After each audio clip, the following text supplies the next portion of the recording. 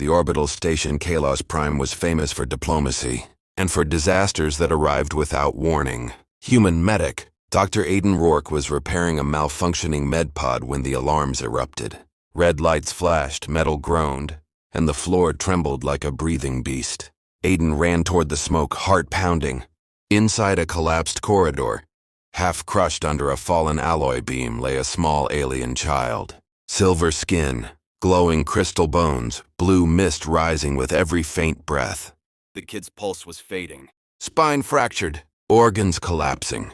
Every instinct told Aiden to run because the corridor was about to cave in, but he didn't. He slid down beside the child, injecting stabilizers, sealing organs with nanogel, pushing breath into a dying chest with trembling hands. When the child's eyes opened, glowing like twin galaxies, they whispered, "Help me." "I've got you," Aiden said, and he carried the child through fire and collapsing steel until drones pulled them out. Minutes later, the child lived. Aiden thought the day was over. He had no idea the galaxy had just changed forever. Within an hour, Kalos Prime was surrounded by war fleets. Not ships, armies carved from black holes, suns chained in orbit, gravitational shadows, living bioships that pulse like beating hearts. 10,000 soldiers knelt the moment they saw the child. Aiden stared in confusion as the small alien he saved was lifted onto a throne platform. The truth slammed into him. The child was not a child. He was Kale Thyron, the Progenitor Heir, a being whose existence had been foretold before. Half the galaxy had learned fire existed, and prophecy said, "He who rescues the heir from death shall be bound to the crown forever." Aiden wasn't a hero. He was a political time bomb. He was dragged into the throne hall, carved from living nebula stone. Ancient bloodlines glared at him, creatures who lived for thousands of years, beings with voices that shaped planets. The High Regent glided down with 12 glowing wings. "You saved the heir," she hissed. "Your existence is now inconvenient," Aiden stammered. "I just did my job." "No human can touch an heir's core and live," she snapped. "Why did you survive?" "Because he didn't know he shouldn't." The Regent raised a blade made from a compressed star. Then Kale stepped between them. "Touch him again and your empire burns." The hall froze. The heir reached for Aiden's hand, a gesture sacred in their culture. In that instant, Aiden Rourke became guardian consort by ancient law. No alien wanted a human holding that power. His new palace quarters were beautiful, but filled with assassinations disguised as hospitality, neurotoxins in the vents, poison in the meals, microblades woven into ceremonial robes. Even the walls moved at night, turning into shifting mazes. His guard Saris, a stone-skinned warrior, gave daily updates like weather reports. "Assassination attempt number 16 today. Their creativity improves." Aiden sighed. "I miss being bored in the med bay."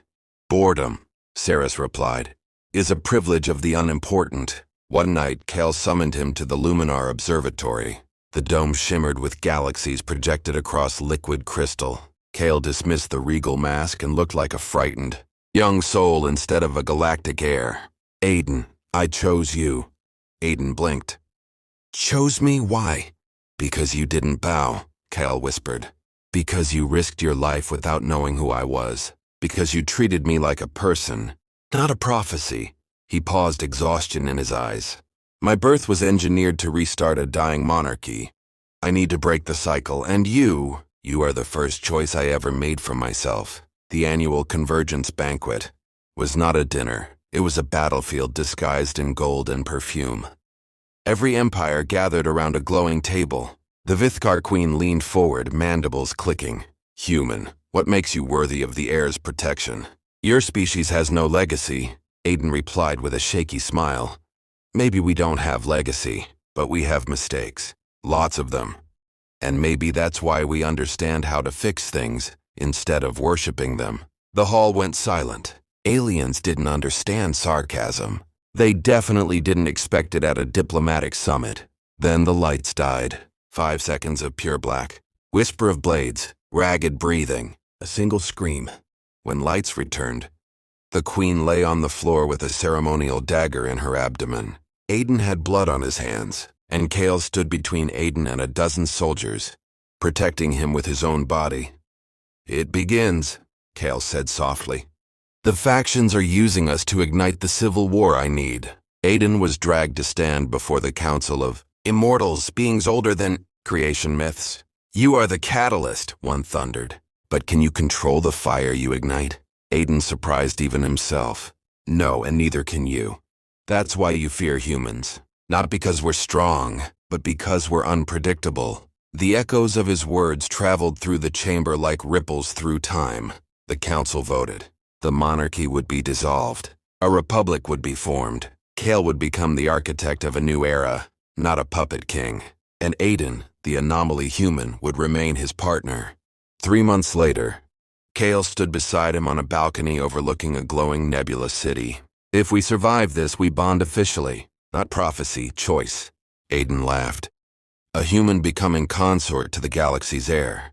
That sounds impossible." Kale's smile held the weight of stars.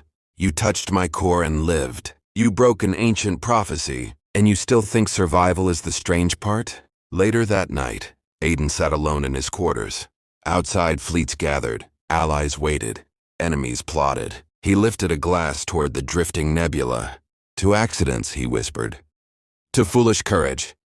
To kids who turn out to be gods. And to humans, the most dangerous variables in the universe." He didn't know empires had already begun writing his name in their history. He didn't know revolutions would begin because of him. He didn't know he had become the pivot point of fate itself. He only knew one thing. Where destiny expected destruction, a human had chosen compassion. And that small choice had changed the shape of the galaxy forever.